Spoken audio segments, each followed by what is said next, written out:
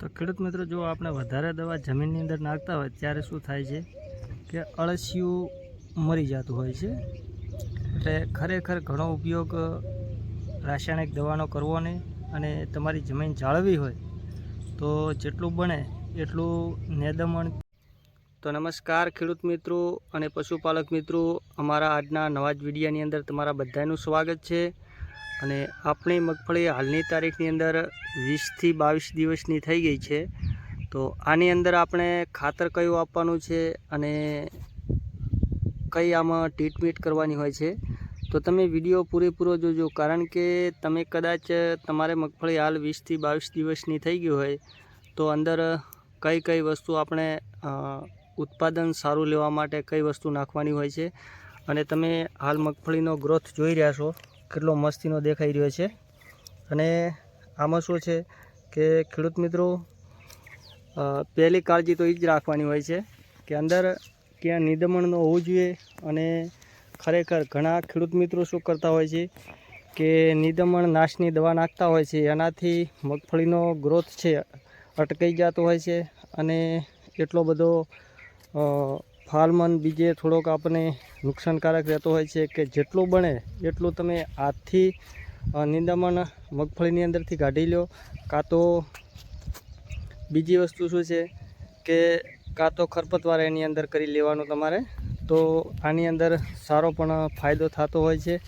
અને ખેડૂત મિત્રો, હવે આપણે આ મગફળી 20 થી 22 દિવસની થઈ ગઈ છે અને આની અંદર આપણે હવે નાખવાનું છે ખાતર. એટલે આપણે ખાતર કયું નાખવાનું છે? ખાતરમાં વાત કરો તો તમને એરિયા તો બિલકુલ ઓછો આપે છે, આપણે એટલું બધું આપતા નથી. ક્યારેક પીળી મગફળી જ્યારે આનો છોડ વધારે તમે યુરિયા નાખતા હોય તો પણ ઝાઝો પીળો પડી જતો હોય છે. તો આપણે ખાતરની વાત કરો તો ખેડૂત મિત્રો, તમને સલ્ફેટ અને જે હ્યુમિક આવે છે એ આપણે મિક્સ કરી અને આની અંદર નાખવાનું છે. કારણ કે હવે આને 22 દિવસ થઈ ગયા છે અને કમ્પ્લીટલી ચોખ્ખી કરી નાખી છે મગફળી. અને બિલકુલ મગફળી તમે જેટલી ચોખ્ખી રાખશો એટલા તમારે મગફળીના સૂયા પણ સારા બેસી, અને સૂયા સારા બેસી તો ખેડૂત મિત્રો તમને ઉત્પાદન પણ સારું મળશે. અને ઉત્પાદન સારું મળશે એટલે ખાસ નોંધ લેવી ખેડૂત મિત્રો કે મગફળીની અંદર ખડ ન હોવું જોઈએ. અને જેટલું બને એટલું તમારે હાથથી ખડ કાઢી અને વ્યવસ્થિત તમારે ત્યારે અંદર તમારે જે ખાતર તમે આપતા હોય એ ખાતર આપો. કારણ કે પૂરેપૂરો છોડ હશે ખાલી મગફળીનો તો એને જ પણ મળશે, અને વધારે પડતું નિંદમણ હશે તો પૂરતો એને ખોરાક નથી મળતો આપણી મગફળીને. એટલે મગફળીને ખોરાક ના મળે તો થોડોક મગફળી પીળા જેવી તમને દેખાતી હોય, તમે યુરિયાનો ડોઝ આપો.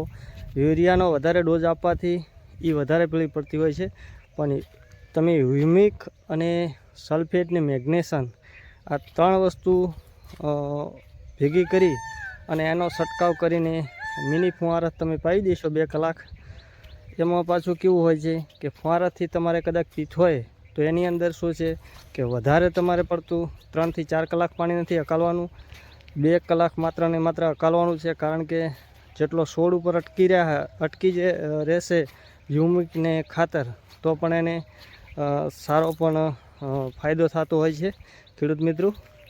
તો આજના વિડીયોની અંદર ખેડૂત મિત્રો આટલું જ હતું. અને ફરી મળીશું આપણે કમ્પ્લીટ મગફળી કરી અને આનું રિઝલ્ટ કેવું આવે છે ત્યારે ખેડૂત મિત્રો તમને બતાવી દઈશ કે આપણી મગફળી કઈ ટાઈપની છે.